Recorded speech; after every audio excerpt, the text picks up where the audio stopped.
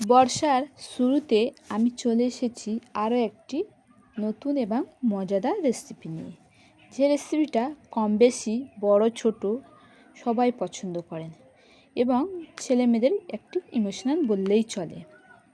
রেসিপিটা এত সুন্দর ও এত সুস্বাদু খেতে এবং ফেমাস বললেই চলেন। কম বেশি তো সবাই বিরিয়ানি পছন্দ করেন। আজকে যদি গরুর মাংসের বিরিয়ানি হয় কেমন হয় বলুন তো? চলুন আজকে আমি আপনাদের সাথে শেয়ার করব একদম বিয়েবাড়ির স্টাইলে বা হোটেলে রান্নার মতো আমি গরুর মাংসের রেসিপি আপনাদের সাথে শেয়ার করব। আসসালামু আলাইকুম everyone, back to my channel. আমি এখানে 1 কেজি নাপিত চালটা নিয়েছি, আপনারা পারলে বাসমতি চালও ব্যবহার করতে পারেন। আমি চালটাকে প্রথমে পানি দিয়ে 2 থেকে 3 বার পরিষ্কার করে ধুয়ে নেব। চালটাকে আমি 1 ঘন্টার জন্য ভিজাতে রেখেছি। ততক্ষণ আমি চলে যাচ্ছি গ্যাসের চুলাতে। সরাসরি আমি এখানে একটি পাতিল বসিয়ে দিচ্ছি। পাতিলে আমি দেখুন পানি নিয়ে নিয়েছি বেশি পরিমাণে। এখানে আমি 3 লিটার পানি দিয়েছি। এখানে দিয়ে দিয়েছি তেজপাতা কয়েক টুকরো এবং 2 চামচ লবণ। তার সাথে দিয়ে দিচ্ছি সাদা অয়েল তেল। আপনারা ঘি ব্যবহার করতে পারেন যাতে ভাতের গায়ে একটা গায়ে আর একটা না লেগে যায়। এবং 2টো এলাচ ফাটিয়ে দিয়ে দিচ্ছি। তার সঙ্গে দিয়ে দিচ্ছি কিশমিশ এবং কাজু বাদাম। আপনারা কিশমিশ কাজু বাদাম দিতে পারেন অথবা নাও দিতে পারেন। এখানে আমি এখন পানটাকে ভালো করে ফুটিয়ে নেব। আমি পাতলের ঢাকনাতে দিয়ে দিচ্ছি দারচিনি 3 টুকরো, শাহামরিচ 4টে, গোলমরিচ 6 থেকে 7 পিস এবং দিয়ে দিচ্ছি লবঙ্গ 2 থেকে 3 পিস, গোলাপের পাপড়ি দিয়ে দিলাম অল্প পরিমাণে। তার সঙ্গে আরও দিয়ে দিচ্ছি জায়ফল আধা টুকরো। এখানে দিয়ে দিলাম জিরে মরিচ অল্প পরিমাণে হাফ চা চামচ এবং তারা ফল 1 পিস নিয়ে নিলাম। তার সঙ্গে দিয়ে দিলাম এলাচ 3 পিস এবং শুকনো মরিচ দিয়ে দিচ্ছি 3 পিস। এটাকে আমি পানি ফোটা পর্যন্ত দেখুন মশলাটাকে গরম করে নিয়েছি। আমি মশলাটাকে ভাজবো না, এরকম গরম অবস্থায় আমি মশলাটা মিক্স করে নেব। কি সিলবাটাতেও আপনারা বেটে নিতে পারেন। পানি ফুটে গেছে। আমি এখানে চালটাকে 1 ঘন্টা ভিজিয়ে রেখেছিলাম।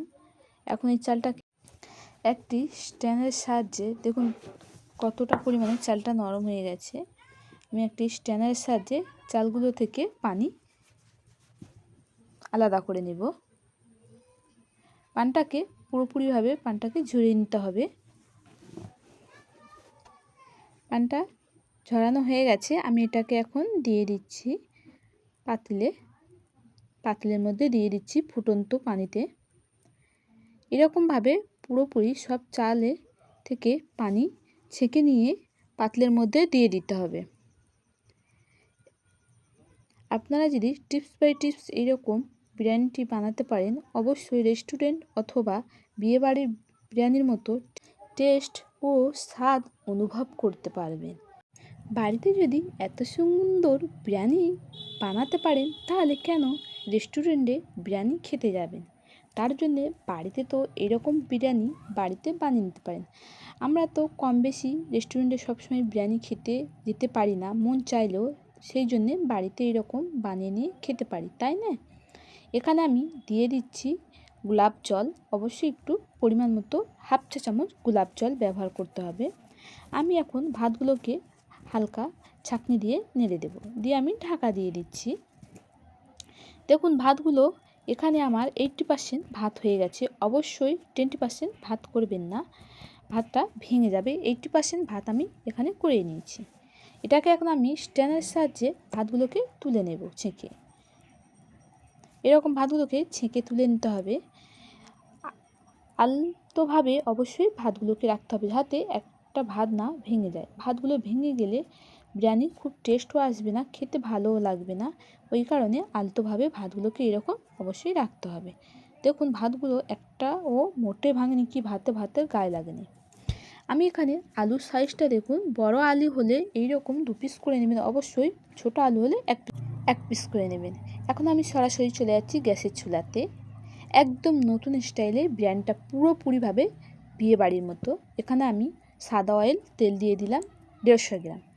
তার সঙ্গে দিয়ে দিয়েছি 2টো শুকনো লঙ্কা এবং দারচিনি আধখানা এবং দিয়ে দিচ্ছি 3 পিস এলাচ, তারাফল একটা এবং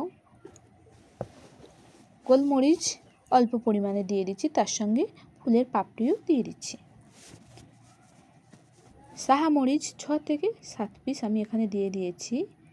আরও দিয়ে দিলাম এখানে তেজপাতা 2 থেকে 3টে। এটাকে আমি একটু হালকা ভেজে নেব। হালকা ভাজা হয়ে গেছে। আমি এখানে পেঁয়াজ কেটে রেখেছিলাম। আমি এখানে 200 গ্রাম মতো পেঁয়াজ ব্যবহার করছি 1 কেজি চালে, এবং অবশ্যই 200 গ্রাম পেঁয়াজ ব্যবহার করবেন। এখানে যে যতটা পরিমাণে গরুর মাংস ব্যবহার করবেন সেরকম পরিমাণে অবশ্যই মশলা দিতে হবে। আমি এখানে 2 চা চামচ লবণ দিয়ে দিয়েছি। দিয়ে আমি একটু কিছুক্ষণ পেঁয়াজটাকে ভালো করে লালচে করে ভেজে নেব। দেখুন পেঁয়াজটা লালচে হয়ে গেছে। আমি এখানে দিয়ে দিচ্ছি গুঁড়ো লঙ্কা 1 চা চামচ, হলুদ গুঁড়ো 1 চা চামচ এবং তার সঙ্গে দিয়ে দিচ্ছি হাফ চা চামচ কাশ্মীরি লঙ্কা। কাশ্মীরি লঙ্কাটা কালারের জন্য আমি এখানে ব্যবহার করছি। আমি এটাকে ভালো করে কিছুক্ষণ কষিয়ে নিয়েছি। নিয়ে এখানে আমি আদা রসুনের পেস্ট করে পানটাকে বার করে নিয়েছি। আমি এখানে আদা রস বাটা দিচ্ছি না, আমি এখানে আদা রসুন পেস্ট করে তার পানটাকে আমি বার করে নিয়েছি। সেই পানটাকে আমি এখানে ঢেলে দিয়েছি। দিয়ে কিছুক্ষণ কষিয়ে ওই একই বাটির পরিমাণে আমি 1 বাটি পানি এখানে আরও ব্যবহার করছি। আমি এখানে কেটে রাখা আলুগুলিকে এক এক করে দিয়ে দেব। অবশ্যই এখানে কেটে রাখা আলুগুলিকে পানির পরিমাণ হিসেবে আলু দেবেন। এখানে যতটা আলু নেবেন তার থেকে পানি একটু বেশি দেবেন, যাতে আলুগুলো পরিমাণ মতো সেদ্ধ হয়ে যায়। অবশ্যই গ্যাসের ফ্লেমটা মাঝামাঝি রাখতে হবে। আমি এটাকে ঢাকা দিয়ে দিয়েছি 20 মিনিটের জন্য। 20 মিনিট পরে দেখুন আলুটা অনেকটা কুক হয়ে গেছে। এতটাই আলুটা কুক হয়ে গেছে, 50% আমার আলু এখানে কুক হয়ে গেছে। দেখুন আমি দেখিয়ে দিচ্ছি 50% আলু এখানে কুক করে নিয়েছি। আমি আরও 5 মিনিট আমি এখানে আলুটাকে সেদ্ধ করে নেব। আলু সেদ্ধ হয়ে গেছে 80%। এখানে আমি দিয়ে দিচ্ছি ধনে গুঁড়া হাফ চা চামচ, জিরে গুঁড়া হাফ চা চামচ এবং যে মশলাটা আমি এখানে বেটে রেখেছিলাম সেই মশলাটাকে হাফ চা চামচ আমি দিয়ে দিয়েছি এবং তার সঙ্গে দিয়ে দিলাম গরম মশলা গুঁড়া হাফ চা চামচ। দিয়ে এটাকে আমি ভালো করে কষিয়ে নেব। এটাকে আমি আরও 2 থেকে 3 মিনিট কষিয়ে নেব, যাতে মশলাটা দেওয়ার ফলে আলুর ভেতর অংশটাকে মশলার বাসটা অবশ্যই ভালো হয়। মাঝে মাঝে আলুগুলোকে চেক করে দেখে নিতে হবে যাতে নিচে না বসে যায়। আমি এখানে 70% আলুকে বয়েল করে নেব আর 30% আমি দমে দেব। দমে দিলে এমনিতেই সেদ্ধ হয়ে যাবে। দেখুন আলুগুলো সেদ্ধ হয়ে গেছে। আমি আলুগুলোকে এখান থেকে তুলে নেব। আলুগুলোকে এরকমভাবে তুলে নিতে হবে। আস্তে আস্তে আলুগুলোকে তুলতে হবে যাতে না ভেঙে যায়। এই আলুগুলো খেতে খুব সুন্দর লাগবে। পুরোপুরি সব মশলা এই আলুর ভিতরে প্রবেশ করেছে।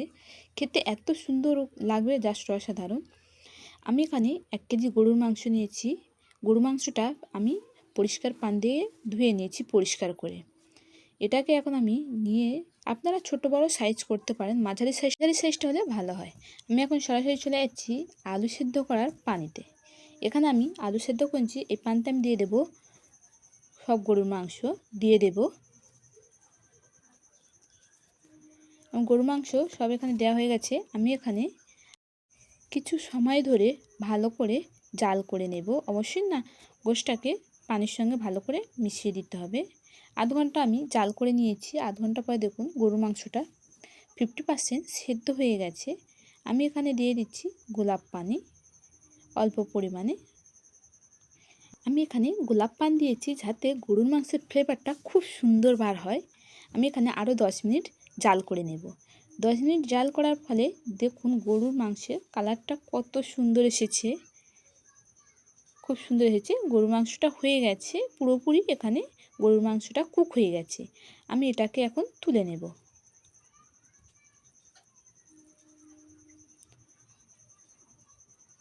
গরুর মাংসটা দেখুন এত সুন্দরভাবে কুক হয়ে গেছে।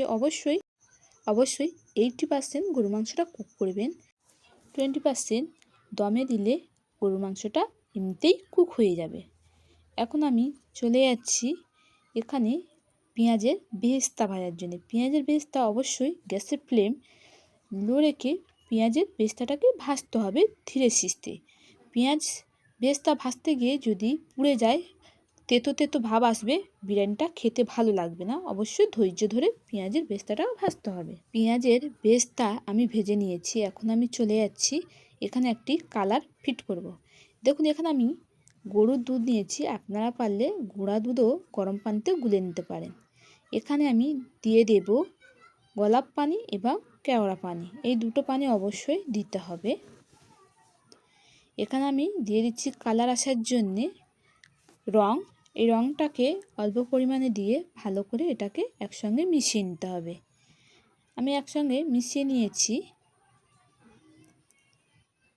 আমি এখন সরাসরি চলে যাচ্ছি গ্যাসের চুলাতে। আমি এখানে লো ফ্লেমে একদম রেখে দিয়েছি। দিয়ে আমি পাতিলে যে এখানে গোশের রসটা ছিল, এখানে আমি দেখুন বিরিয়ানির ভাত আমি এখানে অল্প অল্প করে তুলে দিয়ে দিচ্ছি দমে। ভাতটাকে আমি প্রথমেই দিয়ে দিলাম।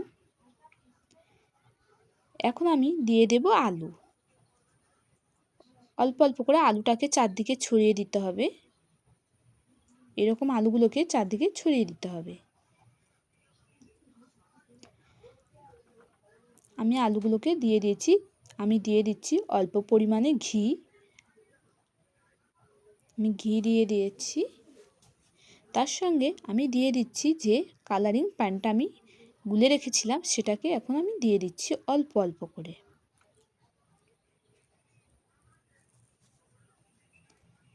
এবার আমি এখানে দিয়ে দেব পেঁয়াজের বেরেস্তা। পেঁয়াজের বেরেস্তা আমি দিয়ে দেব কিছু পরিমাণে। চারদিকে অবশ্যই ছড়িয়ে দিতে হবে, যাতে প্রতিটা প্লেটের সঙ্গে পেঁয়াজের বেরেস্তা অল্প পরিমাণে হলে ওঠে। এখন আমি গরুর মাংসগুলোকে চারদিকে সাজিয়ে দিচ্ছি। এইরকমভাবে চারদিকে সাজিয়ে দিতে হবে। আমি এখানে ফ্লেভারের জন্যে আমি দুটো সেন্ট নিয়েছি। ফ্লেভারের জন্য দেখুন এই ফ্লেভার দুটোই আমি ব্যবহার করছি। হয়ে গেছে। তার সঙ্গে আমি দিয়ে দিচ্ছি ভাত। যে ভাতগুলো ছিল সব ভাতটুকু আমি এখানে দিয়ে দিয়েছি। অবশ্যই ফ্লেভারটা মাঝামাঝি রাখতে হবে, যাতে বিরিয়ানির ফ্লেভারটা না নষ্ট হয়ে যায়। তাই আমি ফ্লেভারটা দেওয়ার সঙ্গে সঙ্গে ভাত চাপিয়ে দিয়েছি পাতিলে। যে বাকি আলুগুলো ছিল সেগুলো আমি দিয়ে দেব। আমি সবটুকু আলু ওখানে দিয়ে দিচ্ছি এবং গরুর মাংস আমি এখানে যেটুকু ছিল আমি সবগুলো দিয়ে দিচ্ছি।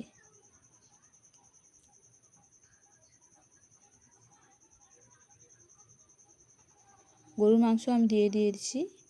এখন আমি যে পেঁয়াজের বেরেস্তা যতটুকু ছিল সবটুকু আমি এখানে দিয়ে দিয়েছি। আমি এটাকে ঢাকা দিয়ে 10 মিনিট জাল করে নেব হাই ফ্লেমে। 10 মিনিট হাই ফ্লেমে জাল দিয়েছি।